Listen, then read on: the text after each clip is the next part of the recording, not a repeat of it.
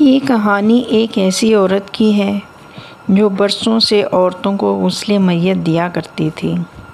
لوگ اس پر اندھا اعتماد کرتے تھے، مگر ایک غلط فیصلہ اس کی پوری زندگی بدل گیا۔ اس عورت کا نام رشیدہ تھا۔ وہ گاؤں میں ہر میت کو غسل دیتی تھی۔ لوگ اسے نیک سمجھتے تھے، لیکن خفیہ طور پر وہ تعویذ گنڈوں کا کام بھی کرتی تھی۔ ایک شام ایک نقاب پوش عورت اس کے گھر آئی۔ اس نے میز پر نوٹوں کی ایک گٹی رکھی اور دھیمی آواز میں کہا، کل جس عورت کو غسل دینا ہے، صرف یہ تعویذ اس کے منہ میں رکھ دینا، کسی کو پتہ نہیں چلے گا۔ رشیدہ پہلے تو بہت ڈر گئی، مگر لالچ اس کے خوف پر غالب آ گیا۔ اگلے دن جب سب عورتیں کفن تیار کرنے میں مصروف تھیں، رشیدہ نے جلدی سے تعویذ میت کے دانتوں کے درمیان چھپا دیا۔ کسی نے اسے نہیں دیکھا۔ وہ خاموشی سے گھر واپس آ گئی، مگر اسی رات ٹھیک 3 بجے اس کی آنکھ اچانک سے کھل گئی۔ اسے لگا جیسے کسی نے اس کا نام پکارا ہو، رشیدہ! وہ گھبرا کر اٹھ بیٹھی۔ کمرہ خالی تھا۔ اگلی رات پھر یہی ہوا۔ اس بار اسے لگا جیسے کسی کے بھیگے ہوئے قدم اس کے گھر کے برآمدے میں چل رہے ہوں۔ ٹھپ ٹھپ ٹھپ اس نے دروازہ کھولا۔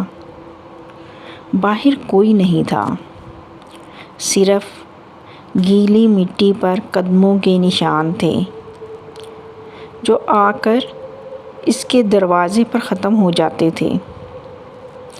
رشیدہ کا خوف بڑھتا گیا۔ وہ نہ ٹھیک سے کھا سکتی تھی اور نہ ہی سو سکتی تھی۔ ہر رات اسے ایک ہی خواب آتا۔ وہ خود کو ایک تاریک کمرے میں کھڑی دیکھتی۔ سامنے سفید کفن میں لپٹی ایک عورت آہستہ آہستہ اس کی طرف بڑھ رہی تھی۔ جب وہ قریب آتی تو اپنے بند ہونٹوں کی طرف اشارہ کرتی۔ رشیدہ چیخ کر جاگ جاتی۔ ایک رات خواب میں اس نے دیکھا کہ وہی تعویذ اس کے اپنے ہاتھ میں ہے۔ وہ اسے پھینکنے کی کوشش کرتی ہے، مگر تعویذ دوبارہ اس کی ہتھیلی پر آ جاتا ہے۔ اب اس کا دل بری طرح ٹوٹ چکا تھا۔ وہ سمجھ چکی تھی کہ اس نے امانت میں خیانت کی ہے۔